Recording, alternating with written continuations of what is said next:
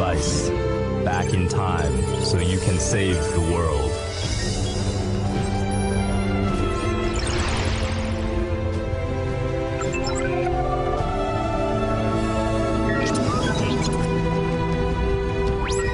G750 is equipped with an Intel Core i7 and powerful NVIDIA GeForce graphics.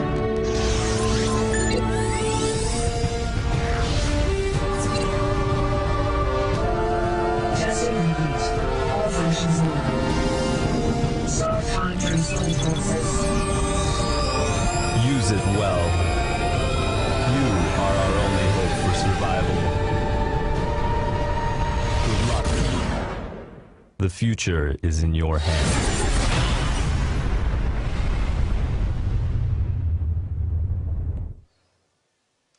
And we are back for game number 4. San just came back on Newkirk. He was able to take one map of Tasia. The score right now is 2-1 in favor of the Team Liquid player. But Azubu San might be able to bring us into a 5th game today. We are currently waiting for the game to start. Whirlwind is ready, both of them joking a little bit in the lobby.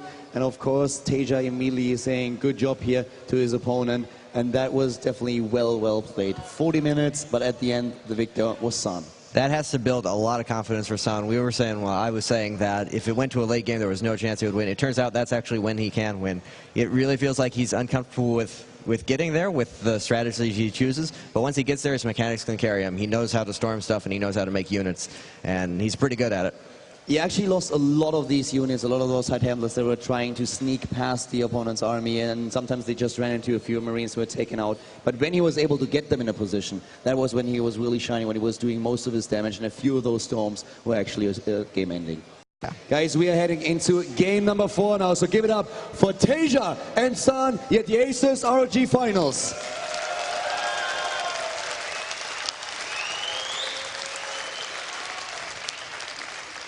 Starting to the top right of the map, we have the Protoss player for Team Azubu taking the 3rd game of his opponent and starting his comeback. It is Azubu San.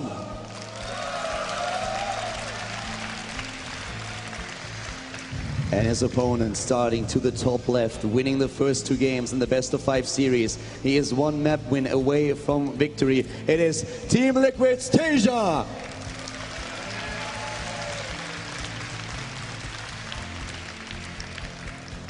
And now we just need Tasia to proxy 2 racks. And the series will be complete. But he's actually dropping the depot in his main, so he's not going to wall in. We have seen Mullins in most of his TVPs, but not everyone. That usually leads to a pretty quick expansion, actually, as he'll just get a bunker up outside of that. And on Whirlwind, that would make sense. This is a great fast expansion map for both races, both players. We have actually not seen Tasia go into any kind of proxy play after he tried to do that against Gosi User on Belgian Vestige, and it was, well, horribly punished for being a little bit too greedy after he basically had the game won. So it looks like he kind of learned his lesson, or doesn't want to give his opportunity the chance to make that happen as well. It does seem like it. Well, for now, what we have in Tasia's base is actually not a whole lot here. It looks like we are going to start with the command center first from the Terran player. And San, in his own main base, he's taking his gas in the assimilator. We're going to see the scouts pretty soon, but Tasia is definitely trying to play a game where he gets an early lead in economy. Very quick double gas coming out for San. We'll have to watch and see if he's actually going to put 2 or 3 probes on those assimilators. If he only puts 2 on, then of course it will be a normal fast expansion, as he has tended towards thus far. Yeah. And it looks like it is just 2. So nothing too fancy or exciting coming out from him. 2 and 2, no scouts on the map up at this point either. We have, of course, after the command center first, immediately the barracks being built. And it's going to be interesting to see how greedy Tasia is going to play this. If he's once again trying to start with maybe an early 3rd base later on, the double barracks here at first, but so far no gas for him. This is pretty much the same build that he did in that opening game against San. He did 2 racks and added a 3rd rack as he put up his gas, and then progressed into his regular build from there. The game on Planet S, he did that. And he ended up winning that pretty comfortably, but it wasn't really anything to do with the build. It was just kind of a mid-game play from him. So not too important on that front. And here comes the probe to drop that Nexus, presumably. Yeah, as the Cybercore finishes. San going into the series saying that he's quite uncomfortable in this matchup. In the last game, he looked really good in the late game. That must have given him a bit more confidence. And if he was a bit shaky in game number 1 and game number 2, that is actually one of the reasons why he lost here to his opponent. Now he might have found the new confidence to actually go into a game on Whirlwind, which is kind of supposed to be a long drawn-out map given the size of it. So we might see a very similar game to what we observed on Newkirk. And if San is able to make that style happen once again, I would not put it past him to win this game and bring us into a third net, bringing it down to the final game between the two of them here at the finals. It certainly is possible. The other end of that, though, is that Taeja may take this seriously now. Not to knock San, but there's plenty of holes in his build. He actually takes his third base very, very quickly every game thus far, and we've seen that Taeja is willing to punish stuff once it starts beating him.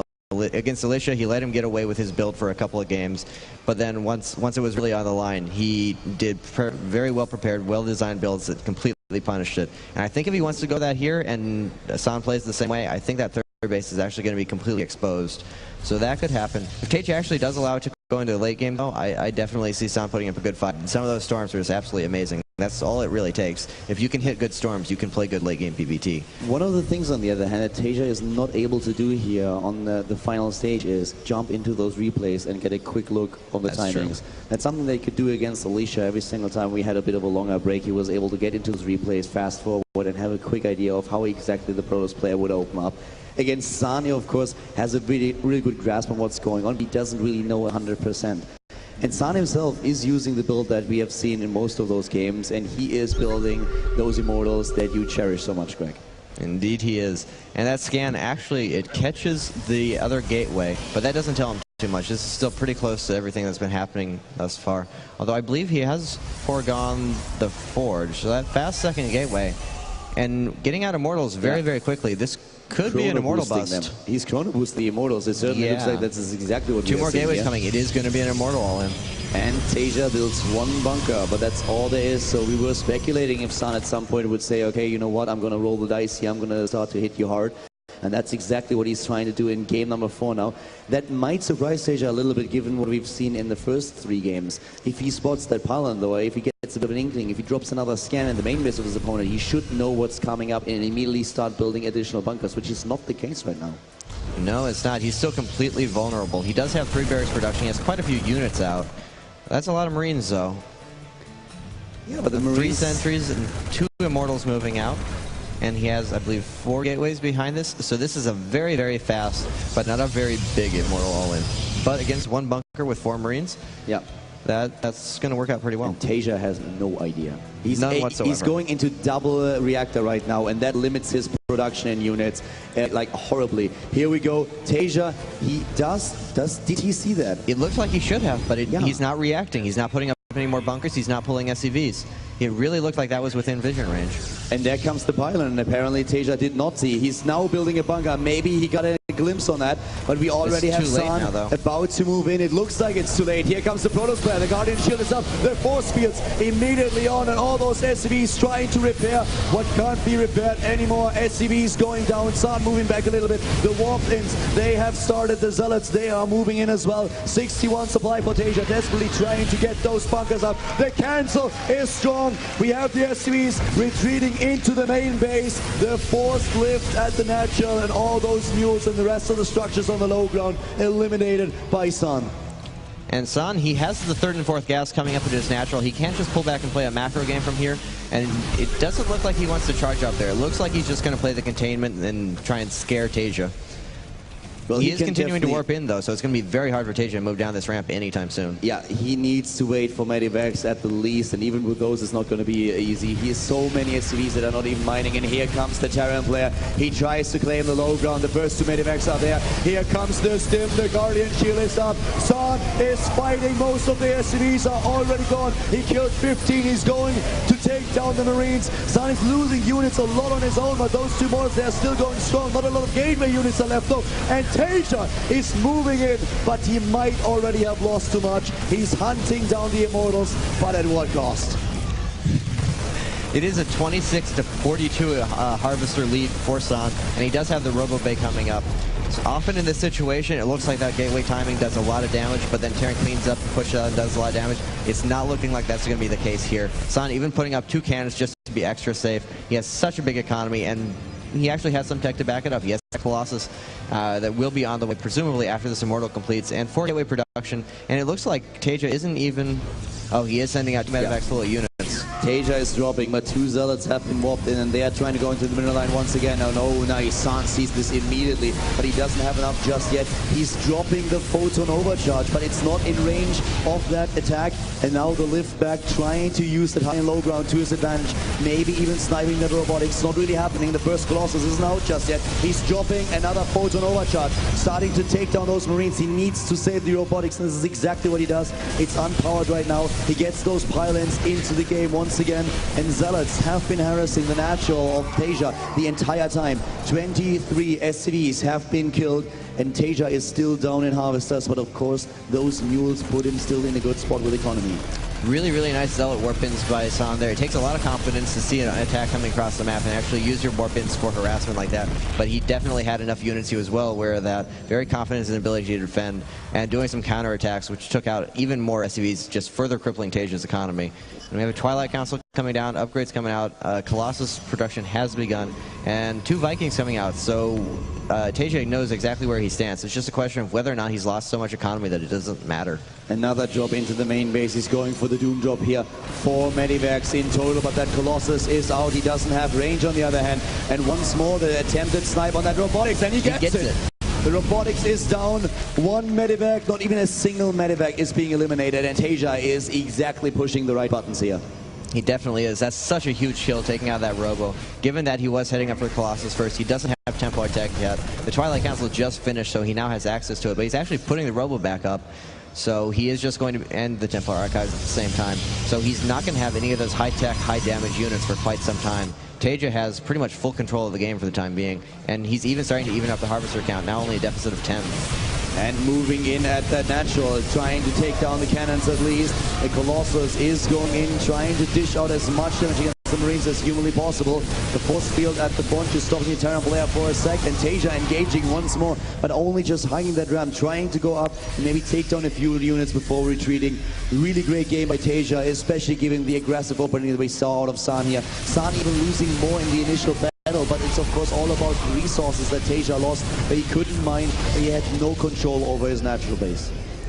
Such confidence, or such confident play from Teja despite that opening. He's really just, he's charging in there even against pretty superior unit count as well as the Colossus, and just trusting his micro to get him efficient trades, and he has been getting them. He took out a lot of sentries, a lot of zealots, and hasn't really lost that much, and he's still continuing to close the Harvester gap, and I believe he has a 3rd CC on the way. He does have a 3rd CC on the way, which will actually end up putting him ahead in terms of economy, and he still has total map control.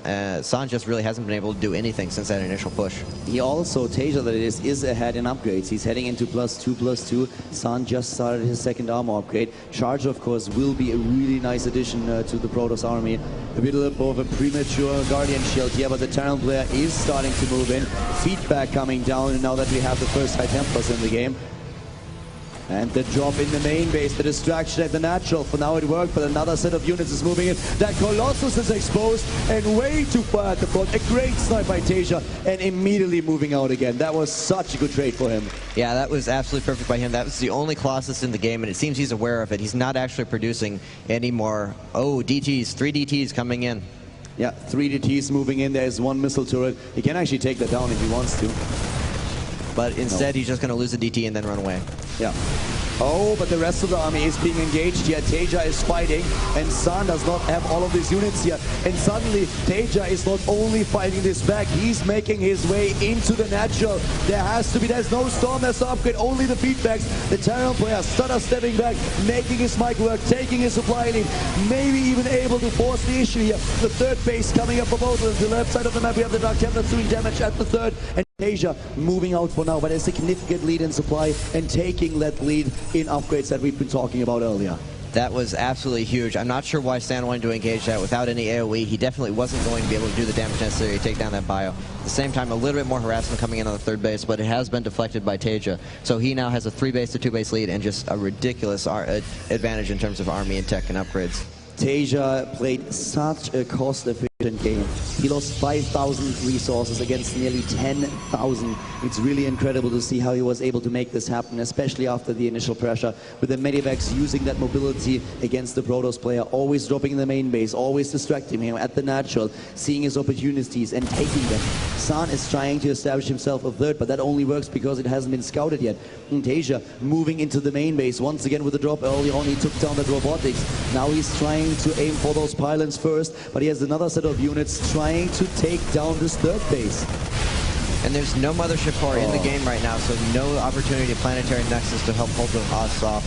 Another attack going into the third base as this attack hits his main.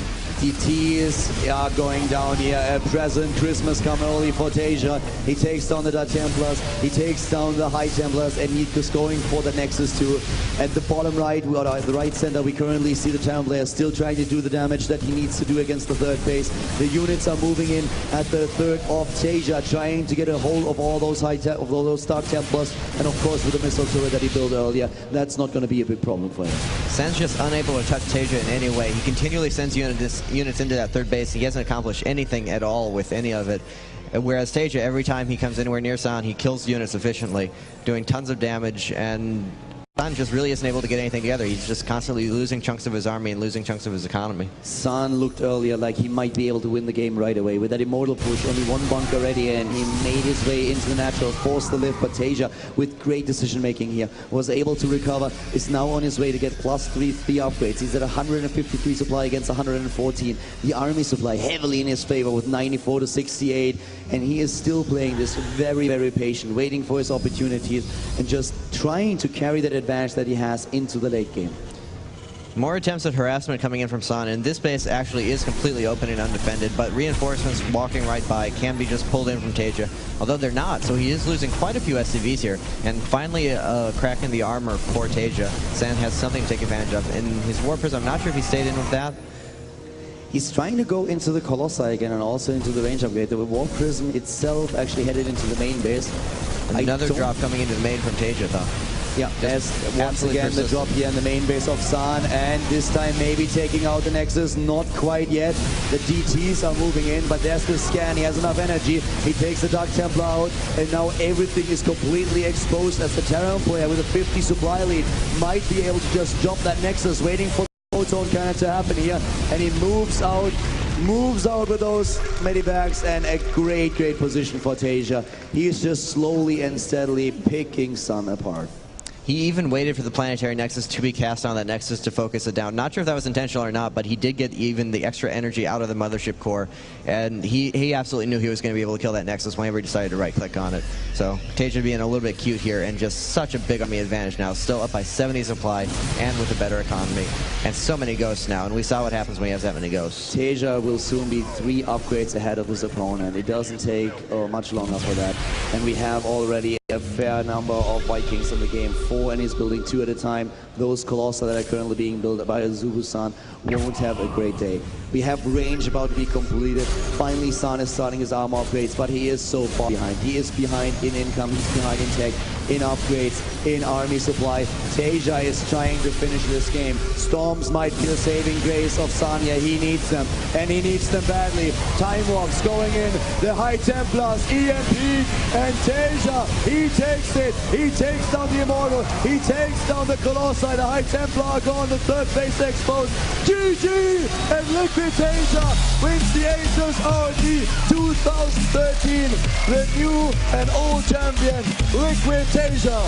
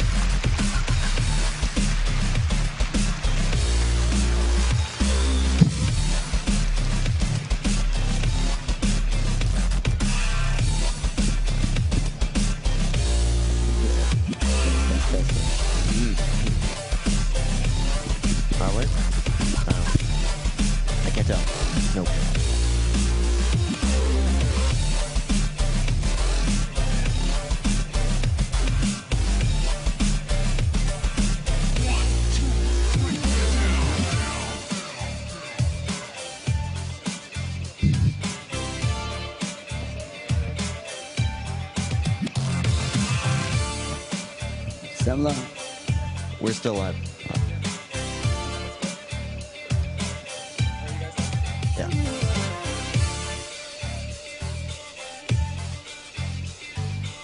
See each other through the community. All right, there we go. There we go. All right, guys. Well, long live the king. That is it.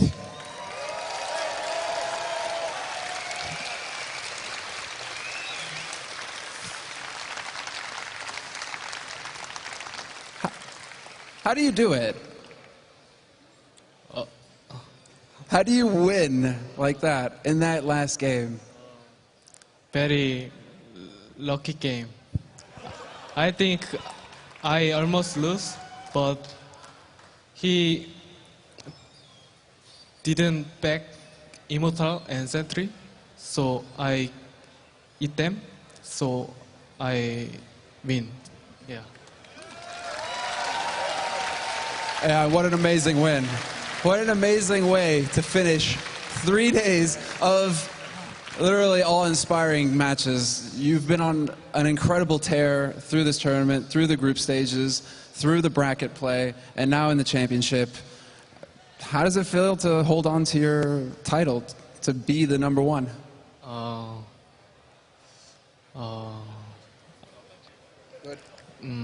Feeling good.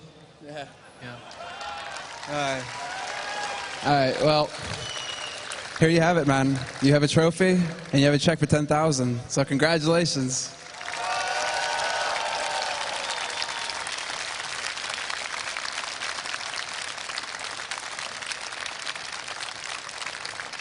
And San, come up. No, it's fine, it's fine. You have a mic and everything? Great. Here's your trophy, sir. Second place and the second place check. Congratulations, man. It was fantastic. It was amazing games through and through all weekend. Give it up for San.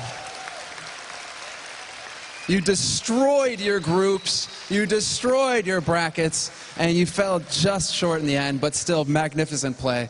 So really, congratulations, man. How do you feel about your performance this weekend anyway?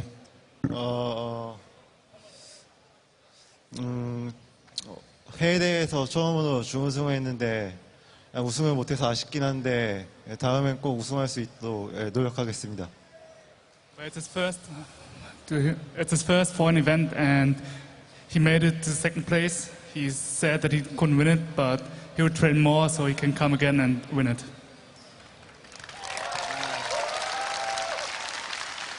Well, thank you very much. Thank you very much for your games. Really, it was inspiring. So, congratulations on second place. And I guess, guys, let's give another round of applause because that is going to be it for the tournament. We want to thank all of the players, all 32 of the players who came to attend and give us such magnificent games throughout these 3 days. It was a hell of a tournament. I want to thank, obviously, our casters, Idra and Kaldor.